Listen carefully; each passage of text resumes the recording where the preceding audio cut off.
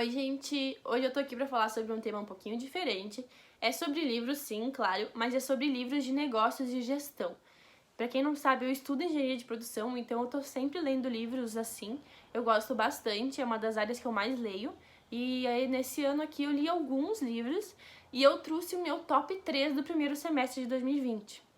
Então, para começar, nós vamos falar sobre o livro que está na terceira posição, que é Gestão do Amanhã, que foi escrito pelo José Neto e pelo Sandro Magali. E ele é um livro muito bom. Eu botei ele na terceira posição por ele ser um livro mais técnico. Ele tem um pouco mais de termos técnicos. Por outro lado, ele traz muitos exemplos, e é por isso que ele tá entre o meu top 3, porque ele traz muitos exemplos. Ele não só fala os conceitos, ele traz exemplos, e traz exemplos demais.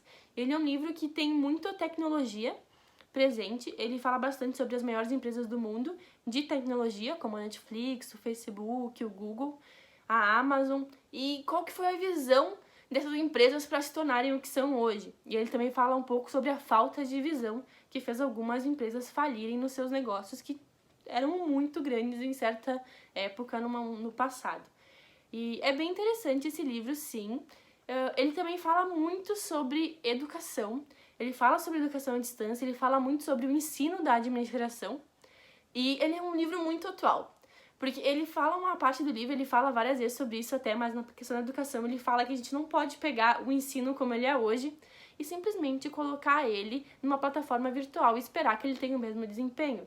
Ele diz que não é a mesma coisa. Ele fala isso pra tudo que é tipo de negócio. Tu não pode pegar uma coisa que serve pra isso e tu colocar exatamente a mesma coisa num tipo de plataforma diferente. Pode até funcionar, mas alguém vai com certeza fazer melhor que tu. E é bastante sobre isso, então ele é um livro bem atual nessa época de pandemia em que a tecnologia no Brasil deu um baita de um boom. E é muito interessante, eu gosto bastante desse tipo de livro. Pra quem gosta de livros dessa área, eu diria que é um livro bem indispensável, porque ele traz muitos exemplos de gestão. Ele não tenta te ensinar uma forma de gestão, ele tenta te mostrar como você deve ter visão, como olhar para o seu próprio negócio e ser inovador. E é bem interessante, eu gostei bastante e eu recomendo com certeza. E o segundo livro é Sonho Grande, escrito por Cristiane Correia. E ele é muito interessante, esse livro também. Logo que eu comecei a ler, eu já fiquei envolvida. Eu comecei a ler ele para uma disciplina na faculdade, mas eu adorei. Ele tá aqui, né, no meu top 3. E a Cristiane, ela retrata a história de 3 grandes empresários brasileiros que estão entre os homens mais ricos do Brasil, que é o Jorge Paulo, o Marcel Telles e o Beto Sicupira. E é muito interessante, os 3 começaram no ramo de investimentos. O Jorge Paulo criou o Banco Garantia e o Marcel e o Beto começaram a trabalhar lá, cresceram dentro da empresa e acabaram se tornando amigos do Jorge. Ele retrata o sucesso deles. Para quem não sabe, eles são donos da AB InBev e são donos também da 3G Capital, que é um fundo de investimentos onde eles têm 3G Capital, que é uma empresa que é dona de várias outras empresas, como por exemplo o Burger King, a Heinz, que é do ketchup, e é mais ou menos isso aí. Eles são homens muito influentes, e os 3 investem em educação no Brasil para tentar formar jovens líderes. Mas como é que eles tiveram esse sucesso, né? As empresas dos 3 são baseadas na cultura da meritocracia. É uma forma de gestão não tão comum assim no Brasil, mas deu certo para eles, então eles replicam em todos os seus negócios. Para quem não sabe, a meritocracia na empresa deles e no geral, ela não tem salários muito altos, mas ela remunera a produtividade dos seus funcionários. Então você consegue promoções, você consegue remunerações mais altas aumentando a sua produtividade. Eles tinham uma regra bem forte que ninguém da família dos 3 podia trabalhar na empresa porque não seria justo com os funcionários deles. E eles procuram, e o livro fala muito sobre a palavra gente boa. Eu quero contratar gente boa, mas o que é gente boa? Para eles, gente boa são pessoas que estão ali querendo trabalhar, que focam na produtividade, que não querem saber só do seu salário.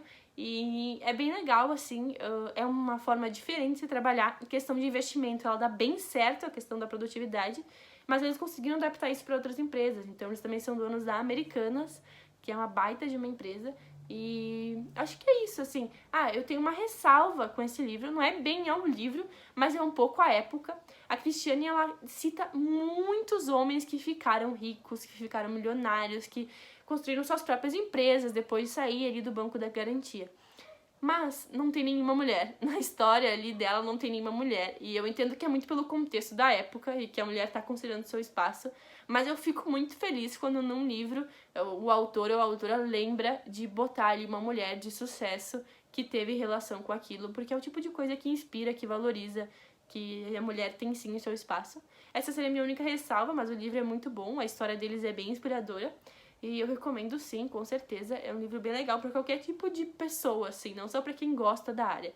Ele é um livro inspirador. Em primeiro lugar, tá um livro que não é nacional, mas é um dos livros que conquistou o meu coração, tá? Ele está num dos meus livros preferidos, que é O Poder do Hábito.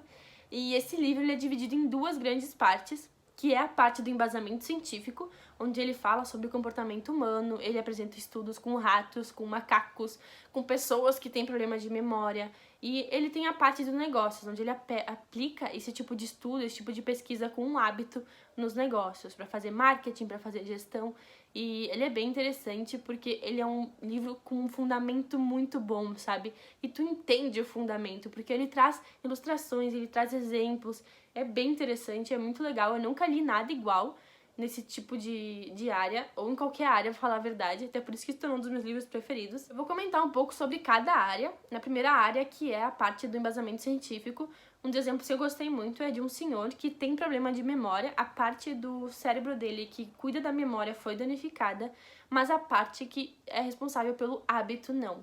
Então, esse senhor, se tu pedir pra ele o que ele vai fazer, ele não sabe, mas ele levanta todo dia e ele criou um hábito. Por exemplo, ele vai caminhar no quarteirão todos os dias. Agora, se tem alguma coisa errada no quarteirão, se tem uma obra, se tem uma coisa, ele não sabe mais voltar, porque ele não sabe onde é a casa dele. O hábito dele é caminhar naquele quarteirão. E, tipo, parece um pouco, assim, estranho comigo falando, mas no livro ele embasa bem, ele consegue entender isso. Ele faz o mesmo tipo de estudo com ratos, com macacos, e, tipo, que não tem, assim, uma memória, mas que pelo hábito vão sempre lá, vão sempre lá, vão sempre repetindo as coisas. E é bem interessante, eu gostei bastante dessa parte, porque não é a minha área e mesmo assim eu adorei. Então, se tu gosta de comportamento humano, é super legal, porque é conhecimento e é um baita de um conhecimento. E na segunda parte do livro, ele fala isso aplicado aos negócios. Então, o exemplo que eu mais gostei foi em questão do marketing, foi feita uma campanha na época para a utilização do creme dental, da pasta de dente, né? Como é que foi feito isso? O cara lá, o responsável pelo marketing, um crânio da época em marketing, ele fez uma campanha que fazia as pessoas acreditarem que se elas não escovassem os dentes com a pasta de dente, elas não iam ser bonitas. Como é que ele fez isso? Na propaganda dizia assim, se você sentir uma película no seu dente, que é o nosso esmalte natural, mas no geral as pessoas não tinham esse conhecimento, você tem que escovar os dentes, porque se você não escovar os dentes, você não vai estar sendo bonita. Você tá feio se você tiver essa película, você tá sujo se você tiver essa película. É assim que as pessoas se sentiam.